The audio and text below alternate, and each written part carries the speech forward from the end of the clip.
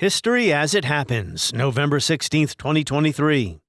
Russia in the Middle East. Russia and China refusing to strongly condemn the Hamas attack. Really raising the ire of the West after a Hamas delegation visits Moscow. Our message to any other nation around the world is this is not a time to be supporting Hamas's ability to continue to kill Israelis. What is Vladimir Putin doing hosting Hamas after its soldiers massacred Israeli civilians? What are Russia's interests in a region that was so important during the Cold War?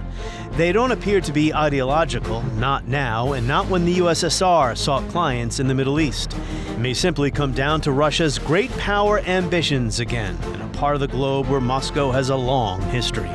That's next as we report History as it Happens, a podcast from the Washington Times. I'm Martin DeCaro. That confrontation is now over. The nuclear threat, while far from gone, is receding. Eastern Europe is free.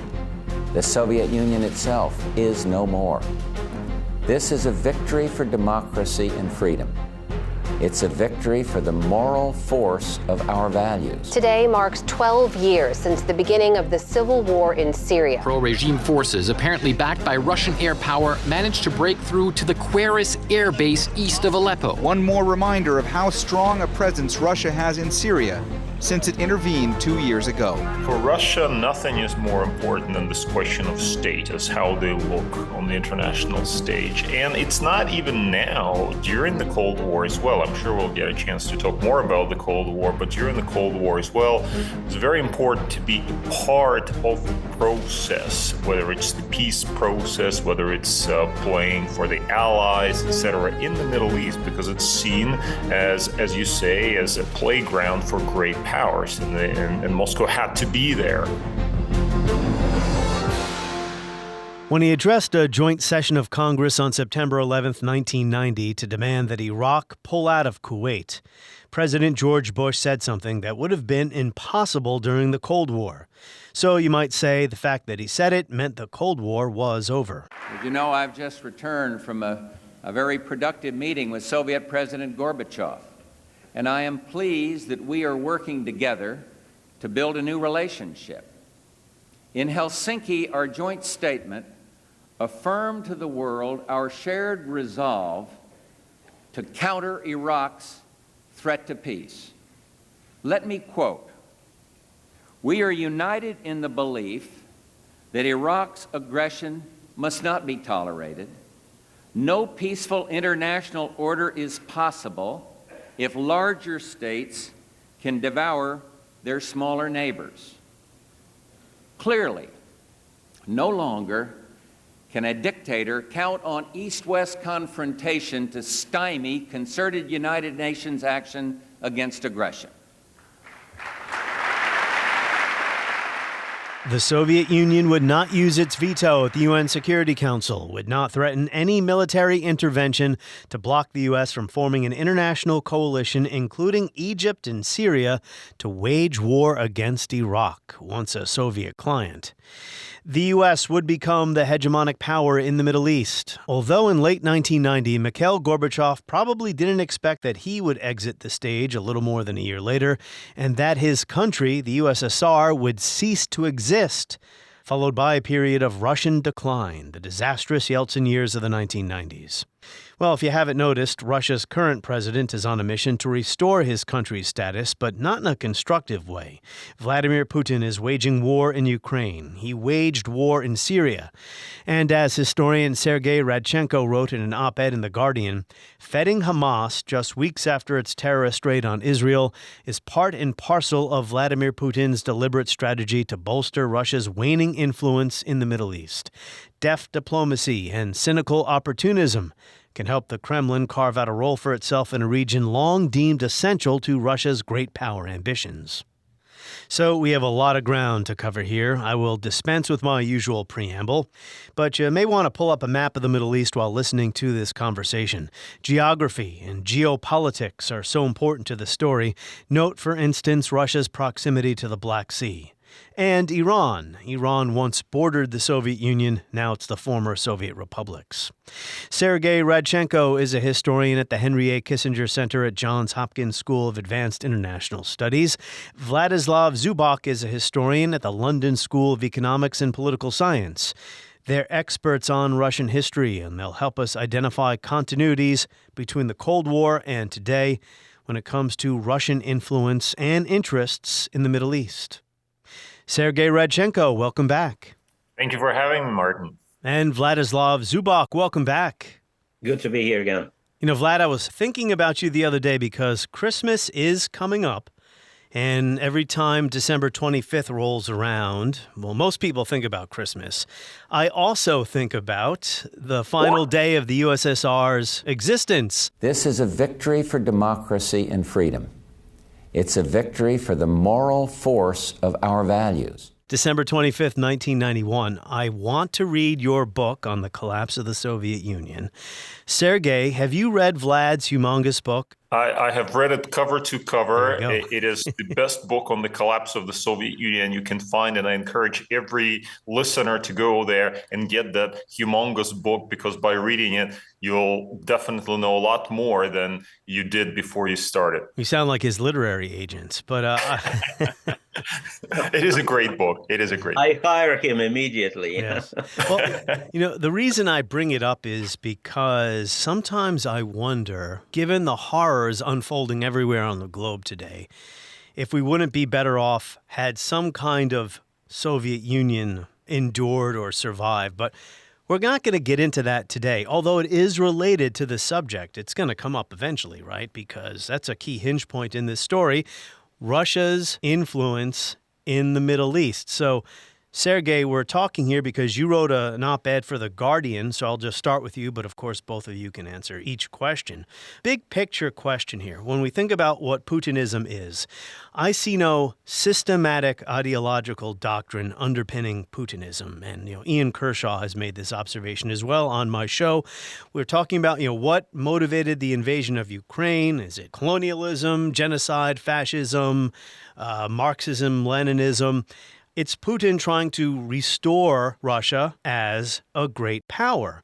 Same for the Middle East, as you noted here, in a region of the globe that used to be a Russian playground, if you will. So that's more of a speech than a question, but we'll start with this general framing. Is that basically what's at issue here? This is another area of the world where Russia's trying to reestablish its former great power status. Martin, I agree with you wholeheartedly on this point. For Russia, nothing is more important than this question of status, how they look on the international stage. And it's not even now, during the Cold War as well. I'm sure we'll get a chance to talk more about the Cold War, but during the Cold War as well, it's very important to be a part of the process, whether it's the peace process, whether it's playing for the allies, etc., in the Middle East, because it's seen as you say, as a playground for great powers, and Moscow had to be there. Now, in the 1990s, there was a period when Moscow really failed to matter in the Middle East. There was profound decline. Nobody took the Russians seriously. And since the 2000s, the Russians have been trying to come back in various ways. Of course, what we saw most recently with the Hamas visit is not a new thing, because the Russians have been involved in Syria in deep ways, militarily in many ways. It actually was a precursor of what we later saw with the Russian invasion of Ukraine, this assertion of brute power, of brute force, an effort to insert yourself forcefully into regional politics. I think that really is a hallmark of Putin's policy. Vlad, do you see it that way too? Well, I see it as sort of the phantom from the opera thing, because nothing disappears totally. And for decades, indeed, as Sergey and I researched, and Sergey's future important book that is coming out next year will explain in greater detail, for decades, since 1955 at least, the Soviet Union played the role of the other in the region, the other to whom, the other to the West, the other to the Western imperialist powers that had controlled through the system of mandates and otherwise the territory of the former Ottoman Empire called now the Middle East. In a sense, the United States replaced the British Empire at some point, as we know, in playing the leading role in the Middle East and still groping for its role. And the Soviet Union did this dash into the region as well.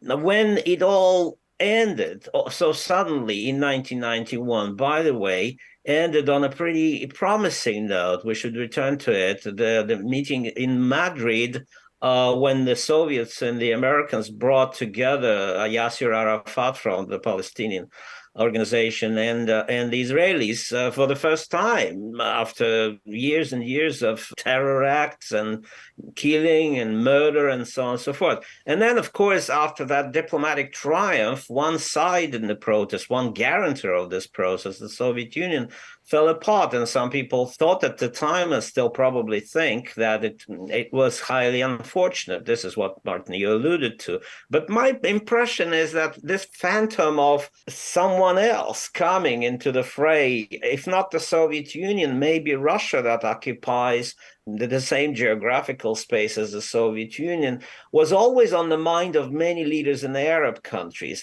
Of course, we can say Putin wanted to restore the glory in part of the Soviet Union and fill the void and use chaos and all that. But there were many actors in the region who invited him. Usually we associate it with the Americans, Empire by Invitation, a famous title of a famous article of our colleague about American presence. But in the Middle East, it's very, very different. Putin was invited by many, including Saudis, including, in part the Syrians, particularly the Assad, whose father had been a great pal of Brezhnev, to return to the Middle East. And I think that was a much more complex thing than just Putin's sole desire to restore the Soviet glory. That's a very excellent point. So, we'll dive into the specifics about what's happening now, and then we will get into the history here, because certainly there was a break in the story, 1991, but there are continuities between the Soviet presence in the Middle East to Putin's Russia. So, Sergey, what is going on here? It seems Russia has some strange friends these days. Iran, North Korea, Syria, and as you wrote in your piece in The Guardian, Hamas representatives were in Moscow just weeks after the 10/7 terrorist attack. I mean, imagine a Hamas representative touching down in Washington for talks at the White House. What's going on here? Russia finds itself in a conflict with the West, and it's looking for friends where it can. And if Hamas is a friend, well, it'll exploit this friendship, so to speak, in order to advance its own causes, its own interests in the Middle East. Russia is not really particularly picky when it comes to its various allies, as long as those, clients are helpful to Moscow's cause. Well, how would Hamas be helpful to Moscow? At the moment, Russia is trying to effectively, there are various things that it's trying to do. First, obviously, distract attention from what's going on in Ukraine. Secondly, it's trying to win support among the Arab world for Russia's position. At the same time, it's also trying to position itself as a country, one of the few ones that has actual links to Hamas and Iran, and therefore can exercise more influence in this sort of way. So it raises its importance in the region. But what I was going to say when I mentioned that Russia is not particularly picky when it comes to its friends, consider, for example, here's where history comes in and it becomes very interesting. Consider what happened in Iran in the late 1970s. There was a period of there was obviously an Islamic revolution. And you would think that Khomeini, who was effectively, a radical, he was certainly not a communist. And yet the Soviets at that time thought that he could potentially be their ally. At that time, they were extending feelers to Khomeini. We have an exchange of correspondence between the Soviet leader Leonid Brezhnev and Khomeini about various aspects of their bilateral relationship. When the Iranian students, the radicals, took hostage American diplomats there was actually debate in Moscow whether or not to support the United States and kind of airing condemnations, like how, this is obviously against diplomatic protocol. You're not supposed to capture diplomats, right? And at the same time, there was another faction who were saying, you know what?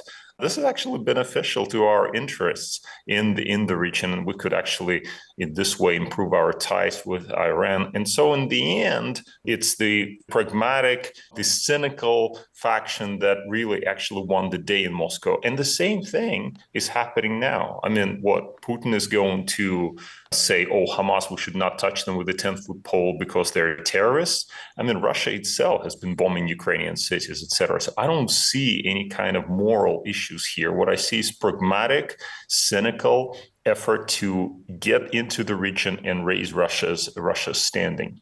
Well, in the Arab world, Hamas is not popular. And privately, they're not going to miss Hamas if it is destroyed. But Vlad, why don't you go ahead? Well, we mentioned Iran, we mentioned Hamas. I mean, we can go on and on through complexity of the area. Opportunism is in the best traditions of the Soviet foreign policy in the Middle East since almost day one of, even before the Soviet Union became the Soviet Union in 1922. In 1920, at a meeting of the Comintern in Baku, there was rather not the Comintern, but the Congress of Toilers of Asia, Zinoviev, the leader of the Comintern, called for jihad against the British Empire. It was completely opportunistic and un-Marxist thing to do. But, as long as you can undermine the British and create the situation for a world revolution in Europe, so be it. And I think this tradition, in a sense, lived on. You may wonder what happened to this tradition after the communist ideology disappeared. I would say, well, it became more difficult to be an opportunist on such a scale as Zinoviev and call for jihad. But you still can work with any groups in the region, try to use their presence in the region to be a player. And in a sense, when everyone recoiled from Hamas after what they did, I mean, everyone from the non-Arab world, but even in the Arab world, it was very logical for Moscow, in the same tradition of opportunism, to reach what they regarded the lower end, the loser of the region, Hamas, the loser of the region. Moscow always reached for, in colonial and anti-colonial language and in an anti-imperialist language, to the losers of the region and extended its support to them. But shouldn't be forgotten also, another episode was when there were Jewish groups that used terror to drive British out of Palestine and set up the state of Israel. Stalin decided to support them with weapons and so on and so forth. That was not the most popular episode in the history of Israel, in official history of Israel, I should say. But, we cannot explain the emergence of the state of Israel without acts of terror against the dominant British Empire and the Soviet support. Later on, of course, overshadowed by the United States, but in documents, Israeli-Soviet volumes of documents published many decades later, one can find very interesting phrases about important Israeli officials saying, we have to, of course, support totally Washington in this Cold War, which we don't actually like. But we owe everything to the Russians, including our independence. So, opportunism or not, the Soviets were capable of supporting very different sides at very different constellation points or inflection points, as Biden recently used this phrase. Yeah, Ugun was a terrorist group, blew up the King David Hotel, a wing of the King David Hotel in 1946. And the Soviet Union was one of the first countries to recognize an independent Jewish state in 1948. We may return to that in a moment. Vlad, I'll stay with you because you did bring up Israel. I was going to ask you, with what's going on today, Hamas and Iranian representatives in Moscow after the terrorist attack on 10/7. But at the same time, Russia has tried to maintain a good relationship recently with Israel. So help me figure this out here. The picture becomes very muddled when you look at all this at the same time. Well, there's nothing muddled for me. Netanyahu, I guess, was a person who belongs to this tradition that many Israelis themselves call authoritarian. And Netanyahu became the figure that split the Israeli society as before the current crisis. There are people out in the streets wanting him to change his policies, dangerous policies for Israeli democracy. This feature of Netanyahu, made him a figure with whom Putin liked to talk and liked to be together. I mean, I remember one of the celebration of Victory Day, in Moscow on the Red Square. Netanyahu was the only leader, foreign leader sitting next to Putin with something symbolizing a Soviet victory in the Second World War. That does not mean that they can be on the opposite sides of the barricades if politics in the Middle East would dictate it, but they can talk to each other. For Israel, I think living with Russia, living with all kinds of Russia, authoritarian, non-authoritarian, Soviet and not, it's a lengthy tradition. They probably know even better than many people in Western capitals how to do it, how to deal with different iterations of Moscow regime or Moscow government. So for me, it's nothing surprising. It's the survival. It's a survival. Netanyahu is a politician that emerged from the environment of extremes, the environment where survival is the must, and Putin comes out of the same tradition, I think. The Soviet Union, as we know, broke off diplomatic relations with Israel in 1967 following the Six-Day War, and that really incapacitated Moscow's foreign policy in the region, because the idea there was that, okay, if you want to achieve some kind of a peace settlement, then you have to deliver your clients, and the Soviets were always trying to deliver the Arabs, so to speak, hoping that the United States would deliver Israel, but the Americans outplayed them at every step of the way, especially after the Yom Kippur War of October 1973. And at the time, the Soviets were thinking about it. Why is it that we cannot restore relations with Israel? There were actually some efforts, some back-channel communications, some real thinking about this, because it's like they were standing in the Middle East on one leg, and they needed to stand there, firmly with both of their legs firmly planted on the ground. And today, Russia finds itself in a better position compared to that position of Soviet presence in the Middle East, because it has relations with Israel, and as Putin described them recently in an interview, said, we have very warm relations with Israel, and we have traditional relations with Palestine, which of course is also true because they had long supported the PLO and so on. And that makes Russia an ideal candidate, as Putin described it, for negotiating a peace in the Middle East. Again, what do we see here? We see Putin putting himself forward, saying, we can do it where nobody else can because we can talk to both sides. But other than that, I think, I would fully agree with Vlad. Certainly for the Israelis, the key factor there is that Russia is a presence in Syria, and it can actually serve as a counterbalance to Iran, which is a real concern in Syria.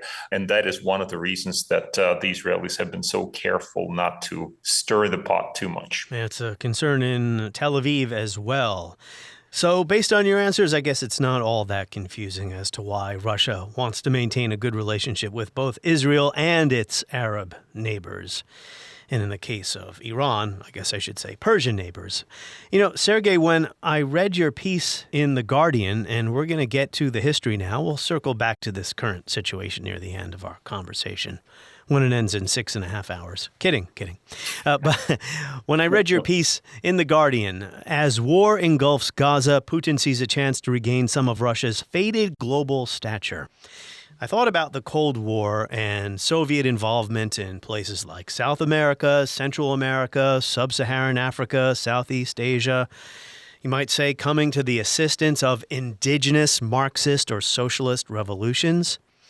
That's not the same framing, if you will, when I think of the Soviet Union in the Middle East. There wasn't a lot of communism in the Middle East, although there was something called Arab socialism. But again, not to have a 7-hour conversation here. So maybe we should just begin in the beginning, the immediate post-World War II period here. The U.S. interest in the Middle East was not the protection of oil supplies. That comes later.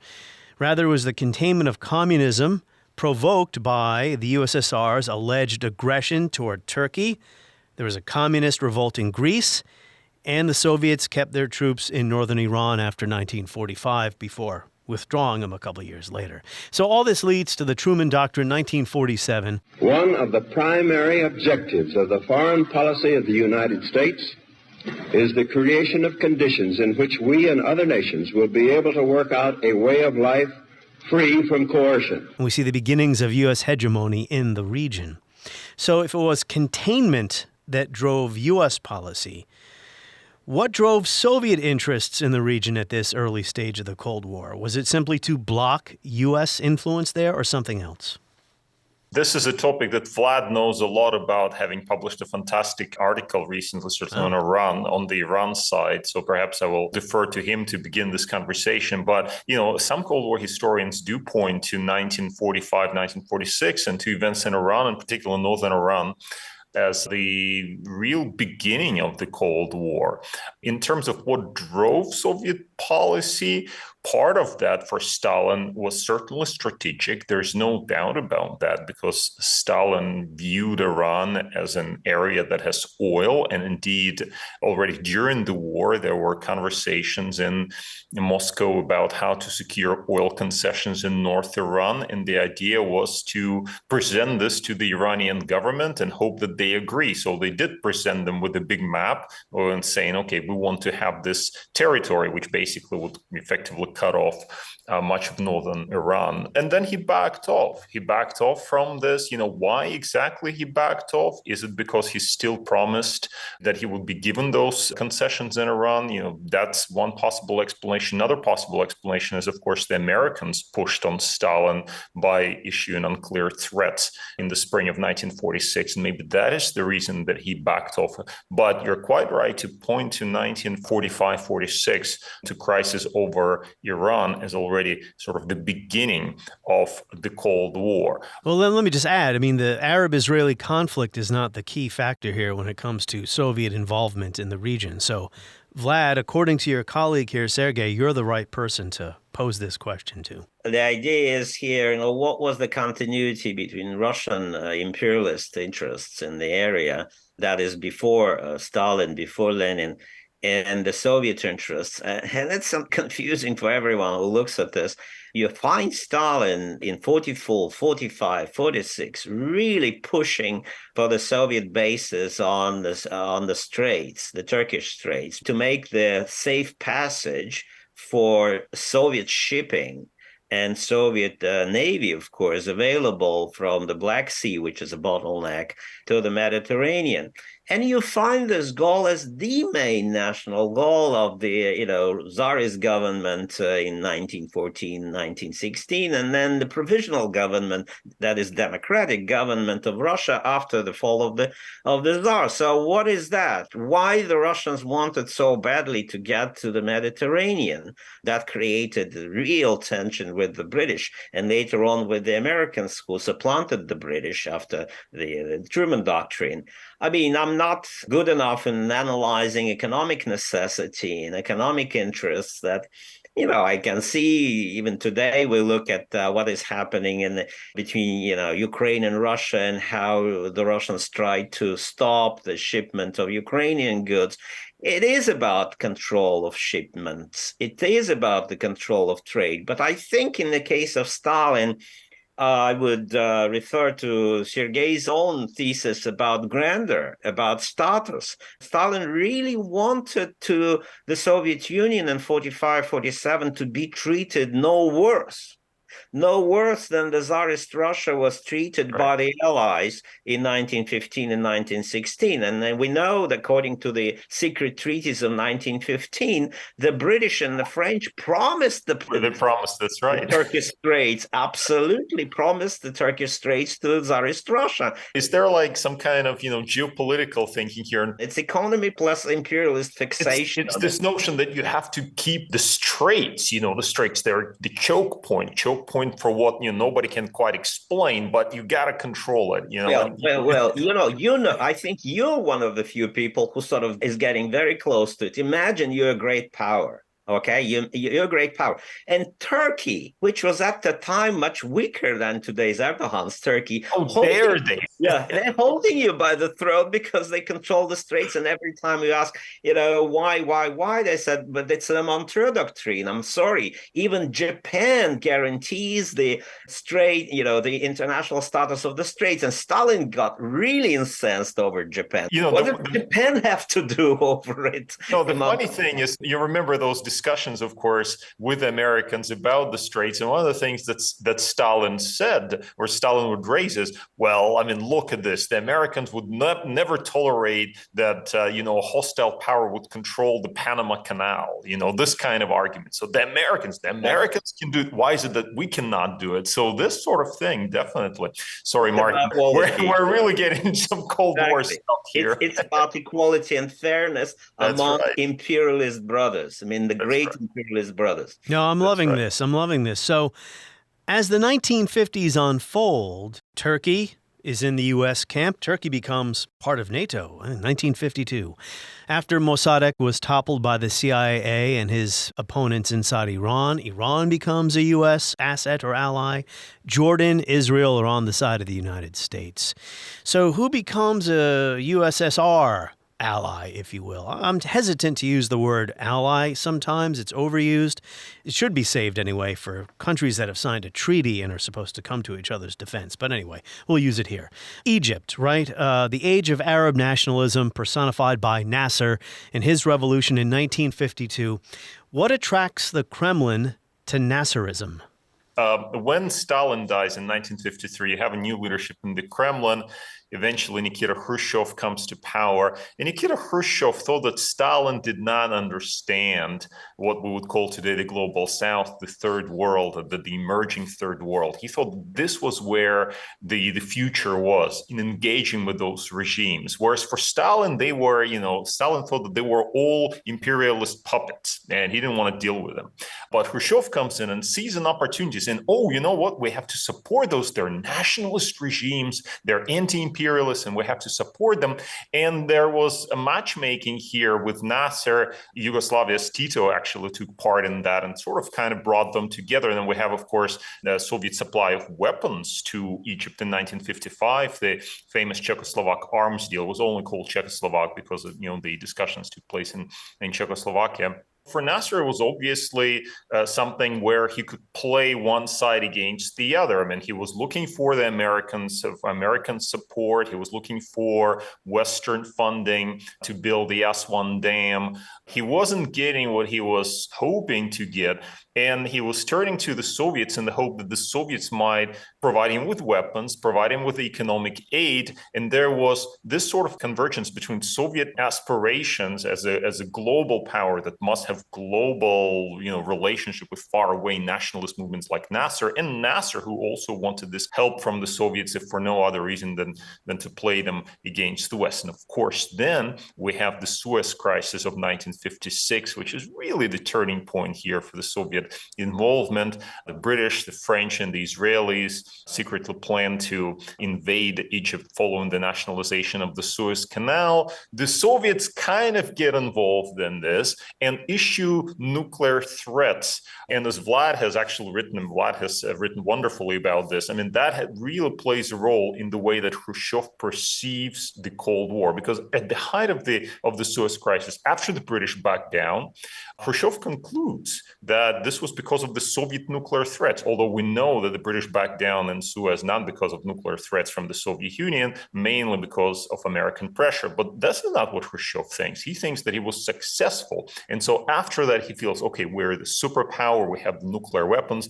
and we will go there and use them and threaten everybody, like the Turkish, for example, and anybody else, if we get into a crisis situation. He does that in 1957. He does that again in 1958. He does see Nasser as a potential ally, so much so that he's even willing to overlook the fact that Nasser is an anti-communist, right? He's willing to actually say, okay, we don't care that Nasser is prosecuting communists domestically. What we care about about is the value that Egypt offers to us as a client state. And why? The question that I still ask myself, and I'm trying to figure this out, maybe Vlad knows the answer to this, but, I don't know why the Soviet Union needed Egypt. It doesn't really need Egypt in economic terms. It seems to me that it was mainly a question of, revolutionary glory. We stand tall and proud. We have friends in Egypt. We are supporting the Egyptians. We are players in the Middle East. This is what it's about. But of course, there's also a strategic element. I think we should not overlook this. And this strategic element is present in Soviet thinking about countries like Egypt, because it's not that you need to get access to Middle Eastern oil. I mean, Egypt doesn't have it. But in any case, the reason you want to be there is really that you're in the region and you're able to actually upset any kind of anti-Soviet blocks that, America or Britain helped create in the region, like the Baghdad Pact. This is what drove Khrushchev crazy. He was really upset about the Baghdad Pact and he wanted to get in there and break it apart. And Nasser was seen as a useful client, a useful ally in doing this. Well, when it comes to oil, I don't know, Vlad, you want to jump in here, but just allow me briefly. When it comes to oil, Egypt doesn't have oil, but the Suez Canal is obviously very important there. You mentioned the Baghdad Pact. Let me just pull that up here in front of me. Turkey, Iran, Iraq, Pakistan, and Great Britain formed during 1955, the same year as the Eisenhower Doctrine, Washington pledging to defend the Middle East against Soviet aggression. So we're trying to establish here the origins of Russian influence in the Middle East, Vlad. It seems that there wasn't a lot of soft power.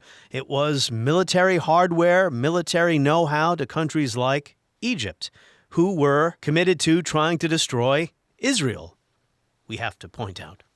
Well, look, the region was changing after the emergence of the State of Israel, after the War of 1948. And the very emergence of Israel creates a problem for everyone, I would say, but above all for the U.S. strategies of containment of the Soviet Union, because the creation of Israel, it gives the common cause for both Arab nationalism that was on the rise, Islamic feeling of protest against the emergence of Israel, and anti-colonial movements that are all simultaneously on the rise in the 50s. And that witch's brew, if I may say so, creates a new Middle East. And on top of it, the British tried still to play their games as, before World War II. They have to withdraw their mandates. Of course, they couldn't maintain them anymore, but they create all these alliances. And of course, the United States is in the background helping to create all these alliances as part of the general strategy of containment of the USSR. But then everything begins to fall apart. And if we look at the causes of why it begins to fall apart, it's not because the Soviets were so resourceful. It's not because Marxism, Leninism, or anything the Soviet Union did was so impressive. It was the mostly, I would say, 70 to 80%, it was internal dynamic of the region. So at some point, and Mossadegh was mentioned, by the way, when MI6 and the CIA toppled the legitimate prime minister of Iran to install basically the dictatorial rule of the Shah of Iran. And that created immense implication for the Iranians. So the Iranian turmoil, the Arab turmoil, and all of a sudden, instead of the Baghdad Pact, you have the Iraqi Revolution in 1957-58. But even earlier, in 55, the Soviet discovery of the Middle East happens not because the Soviets were actively looking to open a new front of the Cold War, but I guess because the cauldron of anti-imperialist, anti-Western, anti-colonial Arab nationalist feelings that was already boiling there found its representation in that passionate personality, Gamal Abdel Nasser. And in Syria, smaller guys, but also quite passionate. And they pulled the Soviet Union into this. Now, why the Soviet Union got pulled? I agree with Sergey that Khrushchev was a very different personality with a very different approach than Stalin. Stalin essentially decided not to support those guys who were not Marxists. Well, Stalin was known for one thing. He even mistrusted mistrusted communists when they were not completely under his control. So the guy was absolutely fixated on 100% control over forces, right? I've heard that about him. Yeah, I heard about him. He had to make an exception for Mao Zedong, which Sergey knows very well. He was forced to do it, simply.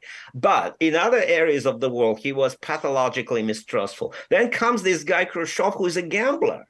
He's a gambler. He tolerates simply the fact that those people in the Middle East, they do something there that causes a lot of headache to imperialists. And that's good enough for him.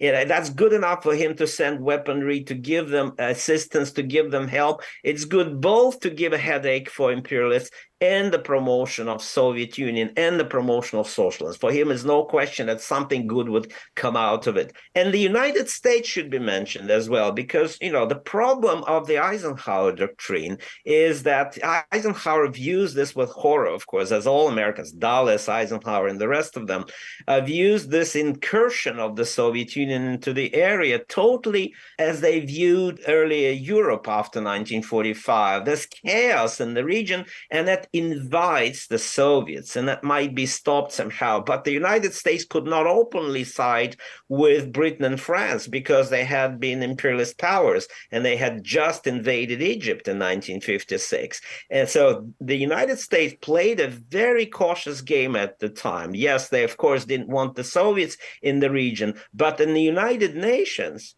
they are side by side with the Soviet Union. And it was not a period of confrontation when each superpower, you may say, already had clients in the Middle East. On the contrary, it's a period when still both the Soviet Union and the United States try to play it cool, try to not to create permanent set of clients. And one loser from this game is Israel. Israel had to withdraw from the occupied territories, the territories that Israel occupied in 1956. And for the Israelis, it's a lost game. It's a lost war. They're very traumatized by that. And they began to think of a revenge. They began to think of that quick blitzkrieg war that they would win, of course, in 1967 under different circumstances. Great segue. That was going to be my next question, because by 1967, Khrushchev is gone, Brezhnev is in power, and we have something called the PLO formed in 1964. It's really the Arab League formed the PLO. So now we have a Palestinian or Palestine Liberation Organization, Palestinian nationalism. And you mentioned how Israel had to withdraw from Sinai after the 1956 war. There's so much to remember here. In 1967, preemptive war by the Israelis, in my view, justified because the Arab states were right on the border, ready to clobber them. Nasser made this pretty clear. And Nasser, of course, would be gone from the scene, too. I know all the listeners are keeping track of this at home. That's a nice thing about listening to a podcast. You can rewind 15 seconds, 30 seconds at a time and listen back to it. So, long story short, the USSR breaks off diplomatic relations with Israel after the 1967 war. And this is where Israel controls Sinai, West Bank, Gaza, Golan Heights, part of Jerusalem. When did the Soviet Union, is it at this point, Sergey, when the Soviet Union becomes interested in helping the Palestinian cause, seeing some type of resolution to this problem of the Palestinians? I mean, the Soviet Union obviously is disappointed, deeply disappointed by the fact that its clients are defeated. Although the role of the Soviet Union itself is still something that's slightly murky, because there's the outbreak of the war in 1967 is something that the Soviet Union may have contributed, at least inadvertently, to by providing the Arabs with flawed information. And weapons as well, right? Obviously, the 1973 war, the Soviet weaponry was all over the place on the Arab side. But we'll stick with 1967 for now.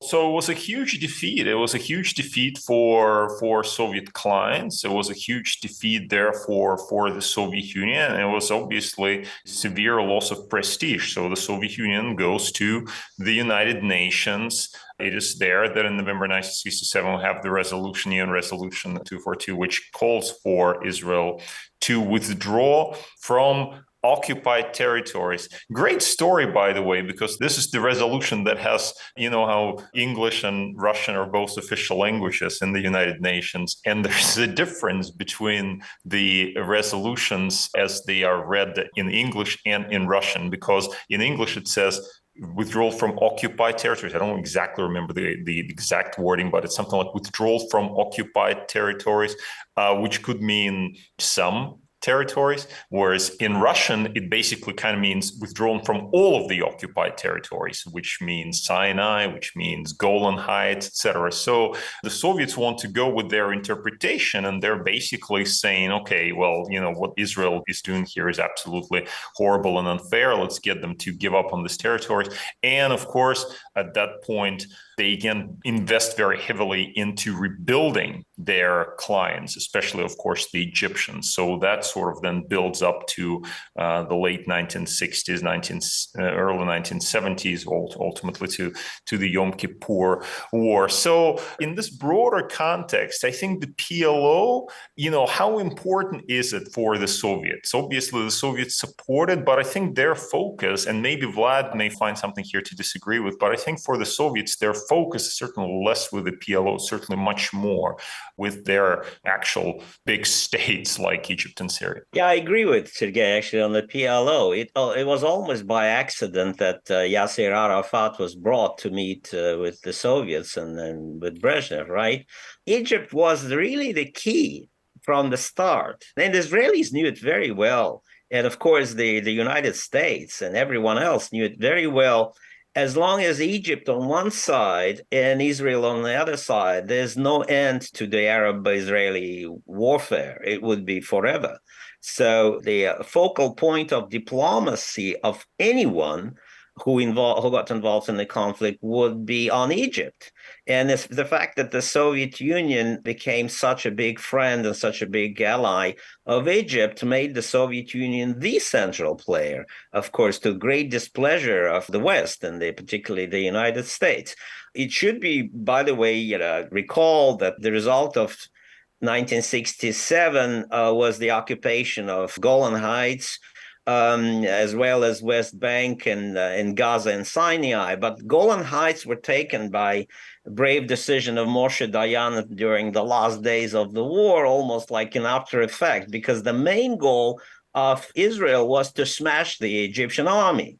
And only when then they did it, quite amazingly, they turned against Syrians and took the Golan Heights. And only after that, the Soviet Politburo decided to break diplomatic relations with Israel because the pressure from their clients, the Syrian clients, was huge. And one important background to that story is that the period from 1964 to 67 was kind of unusual for the Soviet policymaking.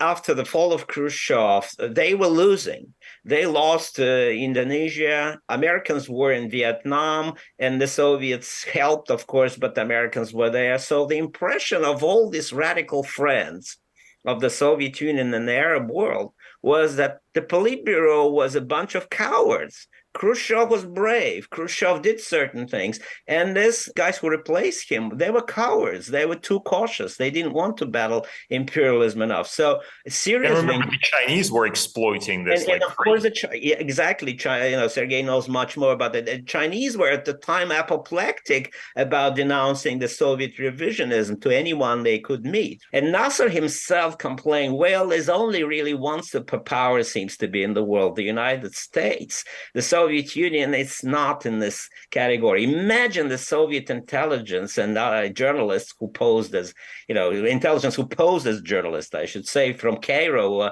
reporting it to Moscow and what it made to the egos of the Politburo members. So they had to break relations only at the last moment. They regretted it. It was a suboptimal decision. Another thing that I want to mention that our listeners maybe don't realize that they should know, until the War of 67, the United States did not arm Israel at all. I mean, some people know it, some people don't. The Israeli Air Force won the war with the help of de Gaulle. and the French fighters, the Mirage fighters. Only after Israel won this war in such a smashing way that the Americans felt they could arm it. The formula that made the resolution 242 possible, that's really important thing, because that's the emergence of a new formula in the Israeli circle, Israeli governing circles: peaceful land. We return land and we gain peace. If we return land to Egypt, Egypt must guarantee and recognize the state of Israel. If we return Golan Heights to Syria, which they never wanted, by the way, to do, Syria would recognize. With Jordan, it was no question about discussing any land, including Eastern Jerusalem. Israel wants the whole Jerusalem to be Israeli, no question of discussing that. But Israelis sort of thought that it's a good negotiating formula. They, in principle, would support this formula because there was a touch-and-go moment when American Jews, of course, totally supported Israel. But America itself, under Johnson, was too involved in the war of Vietnam. And come on, having another war, which is, by the way, very interesting for us today to contemplate. You have another war elsewhere, why we should get involved in this stuff. So Israelis quite skillfully made it known that under certain conditions, land for peace formula might work. And actually, that paved the way for the resolution of 242. Well, another parallel with today might be found on page 487 of Odd Arne Westad's book titled The Cold War. Seen from a Soviet perspective, the global situation in the mid-1970s could indeed seem hopeful. There have been setbacks in the Middle East, as we've been discussing here, but these, it was explained to Brezhnev, were because of imperialist perfidy, not because of the class struggle in Arab countries. Syria and Iraq were working more closely with the Soviets. South Yemen was a people's republic. All the freshly independent African countries were governed by Marxist-Leninists. Vietnam was reunified under communist rule. India was becoming a Soviet ally, etc., etc. He says here, for some younger communists in the Soviet Union, these global advances made up for an increasing disillusionment with the practice of socialism in the Soviet Union itself. So I'm wondering what younger Russians are thinking today when they read headlines about Hamas representatives coming to Moscow, and the war in Ukraine obviously is not going very well. What's in it for us in all of this? For Russians, nothing feels as good as being seen as great. They're willing to forego some things in order to have this sentiment. And in the 1970s, who was it? Was it Karen Brutans who said the world was going our way? I was a young Russian at the time, so I grew up in Moscow, and I didn't realize how important 1967 war was, but all of a sudden, all friends of my parents were discussing it like crazy because many of them were Jewish. The War of 67, when Israel suddenly won, created a Trojan horse inside the Soviet society. That is, many Soviet Jews were so proud of Israel that many of them decided that would be our next home. Zionism, the Zionist project, was mushrooming and gaining more. And Jews were not just a minority in the Soviet society. They occupied disproportionate a number of very important positions, and not in the KGB, in the sensitive military and other positions, but everywhere else, from economy to art and science and so on and so forth. So the KGB was apoplectic about this growth of Zionism, and later on, Comrade Andropov, the head of the KGB, offered a wonderful solution to this problem, letting the Jews go to Israel and the United States. So you may ask what Russians felt, or younger Russians felt. They didn't feel much at the time. Indeed, they were not so involved in that. But the young Soviet Jews very much reflected on this process, and then that was a huge problem for the Soviet regime. But you're also, one thing also to recall here is that by the early 1970s, certainly until 1972, when Sadat ordered them out of Egypt, there were something like, 10,000 Soviet troops in Egypt, which is an interesting thing. The Soviets this is the period after 67 and before 73, up to 73, where the Soviets really get themselves involved in such a major way in the Middle East. And as we know, this involvement,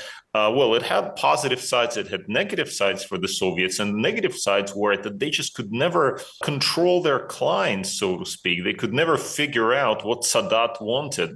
They thought, okay, Sadat is about to start a war, and this, of course, was the tense moment of the early 1970s. Brezhnev is here trying to make peace and detente with the United States, and Sadat is constantly nagging him for weapons, give us this, give us that. He actually asked the Soviets for nuclear weapons at some point, was told off, said there's no way.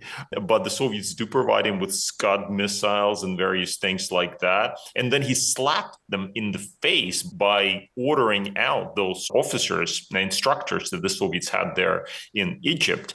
Despite that, the Soviets still did not give up on Sadat and continued trying to work with him, which is for me quite fascinating, because for Brezhnev, this was a dangerous situation. He knew that with Sadat being in the frame of mind that he was going to restart a war with Israel at some point, and he would be defeated.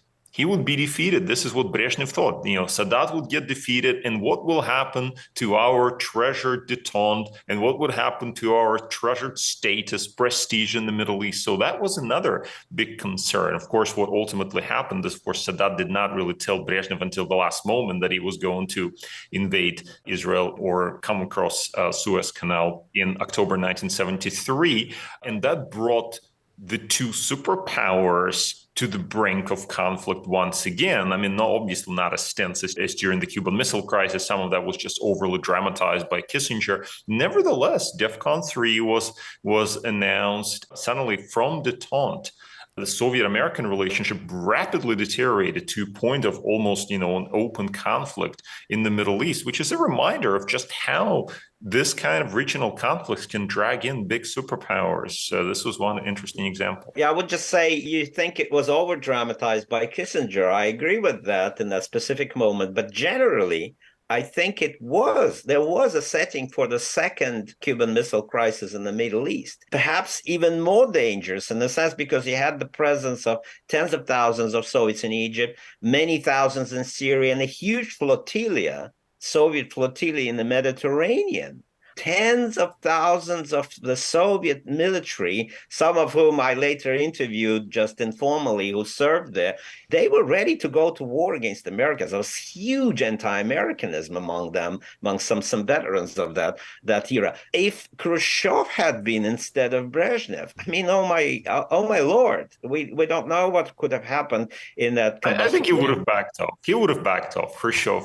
Maybe eventually, but he would have backed as he did in Cuba. But the potential of local actors to create situations that would pit the Soviets against the Israelis. You mentioned several times that Sadat wanted a nuclear bomb. He also wanted to put all Soviet so-called military advisors under the Egyptian command, which the Soviets always told him no. And then he created that sort of war of attrition where Soviet MiG pilots fought against the Israeli pilots, and the Israelis actually shot the Soviets down. That's right. Repeatedly. So he was hugely dangerous. And then we get to 1990, where Saddam Hussein, despite having suffered so heavily during the Iran-Iraq War, wants to invade Kuwait. I heard there's a lot of oil in Kuwait. And this is a key part of this story here. Two things. It would have been unimaginable that the Soviet Union would have given the okay for the United States to build a coalition to go to war with Iraq during the heart of the Cold War. But now we're here in the new thinking, 1990-91. Gorbachev is okay with Operation Desert Storm. Of course, the Soviets don't take part in the war. They've got other problems.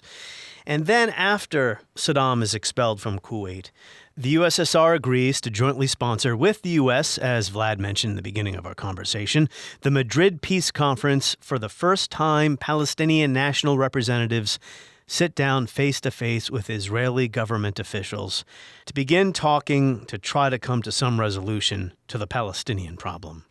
So this marks the end of Soviet influence in the Middle East as we knew it. Sergey, when does Russian influence in the Middle East begin to recover? In the 90s, the Soviets, or the Russians rather, were trying to be relevant to the peace process in the Middle East. It's just they were not really taken seriously. And obviously, they had a lot of domestic problems as well. Their attention was distracted. But let's also say Soviet Jews were emigrating to Israel too. And this was a big issue for Israel. They needed money from the United States to help deal with all these immigrants. So, yeah, go ahead. Sure. You mentioned 1990, and I think that is a very interesting moment as well. It helps explain, I think, what Moscow under Gorbachev was trying to accomplish, and also partly, I think, accounts for Russian foreign policy in the 1990s. There was a sense in Moscow that, Soviet ambitions had been far greater than Soviet means, but there was still really desire to play a role in the Middle East. And indeed, we know in the run-up to the Desert Storm just how active at that time the Soviets were in trying to push for some kind of peaceful settlement. And there were, they sent envoys, and Primakov was there getting involved, etc. And in a sense, they did feel already at that point that they were sort of sidelined by the Americans, that they were not really taken seriously, and they were like kind of furniture in the room, but the decisions were being made by others. And I think that sense also continues into the 1990s. But the general approach by the Russians at that stage was to rescue what remained of their greatness by attaching their train car to the American locomotive, if I may put it this way. So the Americans would drive the process, the Russians would support where they could because of their, traditional ties, or in reality, it turned out that there wasn't much of a role that Moscow could play. I should have mentioned, too, 1989, the Soviets complete their withdrawal from Afghanistan after a horrible war. Well, that's right. And that's part of this whole thinking that Gorbachev brings to the table, that, the Soviets couldn't really lead in the way they tried to in the 70s and 80s, but they could lead in a new way. They could say, offer a new vision of world order where, they would lead by example, and withdrawal from Afghanistan was a kind of, leading by example. Here we're in the Cold War, withdrawn from Afghanistan. Look at us, everybody follow us in this new endeavor and new undertaking. But Gorbachev, I think, was somewhat disappointed in that, because it did turn out that once Soviet power was gone from the region, that nobody really wanted to take Moscow seriously anymore. And that state of affairs really continued through the 1990s. I think the Russians simply had no means for this sort of thing. They didn't have any means for getting involved. And until the 2000s, maybe we'll talk a little bit more about that. Yeah, Vlad, let me pose the question to you as well. When did Russian influence begin to recover in the Middle East after the end of the Cold War? Because I made the point earlier how it seemed that during the Cold War, there wasn't a lot of soft power influence. They were giving their Arab clients weapons to make war with. And is it the Syrian civil war where, now we're past Yeltsin, right? Putin is in power starting in 1999, 2000. Is it the Syrian civil war where Putin says, okay, we're going to save Assad and bomb urban areas? I mean, was that it for Moscow?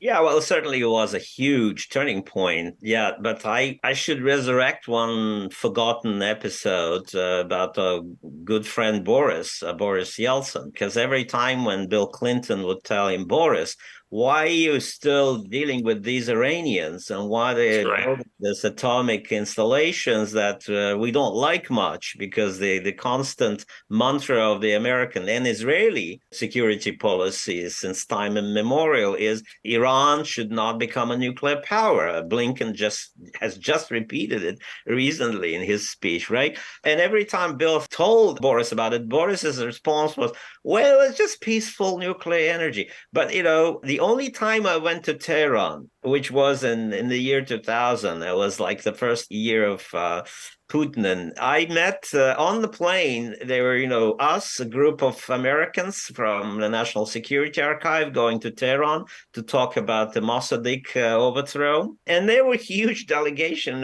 from Moscow dealing with atomic installations. So I noticed it there. And they were greeted by happy Iranians in the airport. So Iran was not exactly, returning into Soviet influence or whatever. That was some strange marriage of convenience already emerging under Yeltsin, which sincerely puzzled Clinton and the Americans at the time. Putin did not come to 1915 with empty hands. He already had Iran. Then when oil prices went up and Russian oil industries became, rebounded, and then, by the way, after the affair of Yukos, Putin became very interested in the flow of oil into the pocket of his own and his oligarch friends. So he became an oil player, which may endeared him to the petrostates in the Gulf. And it was the emergence of his romance with the rulers of Abu Dhabi and bin Salman, of course, who replaced the previous generation of rulers and so on and so forth. So he had all those things. And by the way, the Soviet Union never, ever could win partnership of petrostates for simple reason, because they were always leaning on the Americans and the British. They were interested in British and American markets, even after the Yom Kippur War, after the OPEC did this with oil prices. They still realized, hey, the Soviet Union is an enemy. Is the enemy to Islam, the enemy to conservative states. It's only under Putin that Russian diplomats convinced the petrostates that Russia could play a useful role in sort of offsetting the influence of the Americans. And the influence of Americans was very much on decline, particularly under Obama. The idea was that after Americans got stuck in the Iraqi war, American influence in the region became undermined, and so on and so forth. It's a huge conversation, Martin. You should have really part two of our conversation. We're missing 9/11 and huge effect of 9/11 and all that stuff. So Arab Spring as well. Yeah. Yeah, but I might add, though, if I may add to what Vlad has described, I think it is right to think about the 1990s as actually providing the backdrop for what Putin later does in the Middle East. What struck me at one point, I was working in Moscow and I was given some materials from the late 1990s, which included records of conversations with characters like Tariq Aziz, who was visiting Moscow in 1998, and also the Iranians. And you can see those characters basically telling the Russians, that's right before Putin, that's late Yeltsin, telling the Russians, we feel like you're mistaken by looking too much to the West. Look, this imperialists, they will betray you. We should work together. And this kind of rhetoric, which I found when I was reading that, like, well, this is very interesting. This is late 1980s. Remember that this actually overlapped with growing dissatisfaction in Russia about the West. Sort of from 94, 95, you already see some kind of dissatisfaction in the Russian government. Now, it wasn't, or certainly on Yeltsin's part, it wasn't really of the kind of dissatisfaction that Putin would later develop, this visceral hatred of the West. But it was kind of like, okay, well, we're not, we hoped for this bromance and we're not really getting what we want. And certainly, and then, of course, we get to 1999 and the war in Yugoslavia.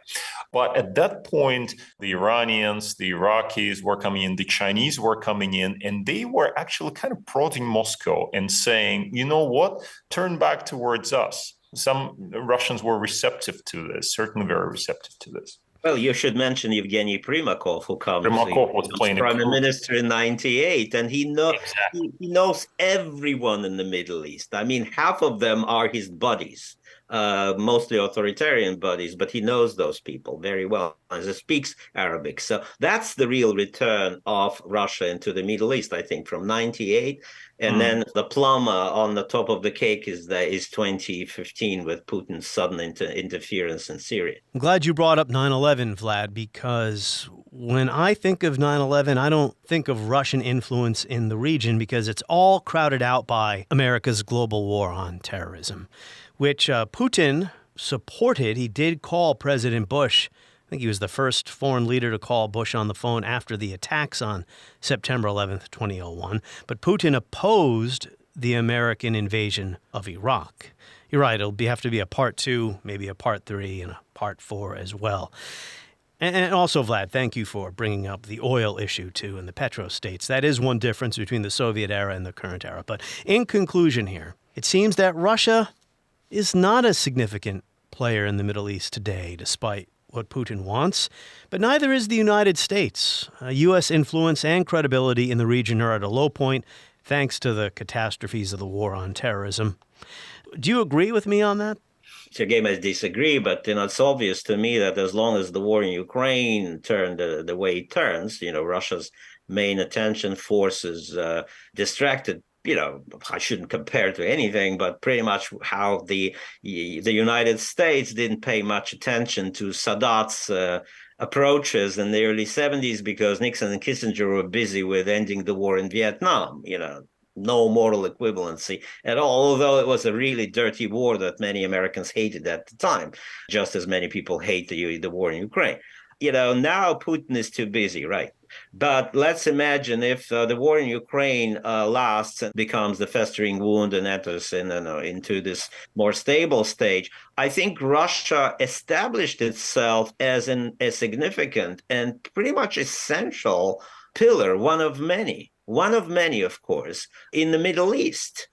Not because Russia by itself is so successful, active, and so on and so forth, but because the structure of international relations that emerged in the recent times after the catastrophe, particularly in Iraq, with the American intervention in Iraq, this new structure of relationship is what Russia likes to call multipolar, right? They really achieved it. The inflection point here in this region, in the Middle East, really happened. So you're absolutely right that the United States cannot be a blanket protector of all these states, nor do they want it anymore. Bin Salman does not want the United States to become the sole guarantor of security of the United States. He wants this game of multipolarity in a sense. So in this kind of Middle East, Putin's Russia or post-Putin's Russia, I think, will readily find its place. Sergey, when I think back to the Cold War, or the end of the Cold War, reflecting on all the competition between the U.S. and Russia, say, in the Middle East, that's the topic of this podcast, but all over the world, you have to ask, was it worth it? What does it all mean in the end? And maybe in 10 or 15 years, we're going to look back on this period today and say, Putin inviting Hamas to the Kremlin. Obviously, we know what the U.S. project in the Middle East post 9/11 has amounted to disaster, right? We'll be asking ourselves, what was this all for? What did it all amount to? It seems Russia is grasping here for relevance, but maybe I'm wrong. Well, it's not a new thing. Was it worth in the 19th century when Britain and Russia were engaged in the great game for Central Asia? I guess it was worth for them because they expended considerable resources on this. Was it worth during the Cold War that the Soviet Union and the United States repeatedly came to this region? Somehow they believed in its centrality, its importance. And I guess for as long as oil matters and gas matter, that will remain. And for Russia to be seen as a player in this region will remain an important component, important part of what it means to be a great power. Remember how President Obama talked about Russia as a regional power? Oh, yeah, I've used that soundbite on my podcast many, many times. Russia is a regional power. Well, here's the argument against this, right? We are there. The Russians, they're there. So therefore, they're a great power. I was reading once a record of a meeting of Eisenhower's meeting with his aides in the White House. And at one point, it was during the Suez Crisis, one point he said, maybe slightly after that, he said, explain to me, I don't understand, why is it that those people hate us so much? Speaking of the Arabs.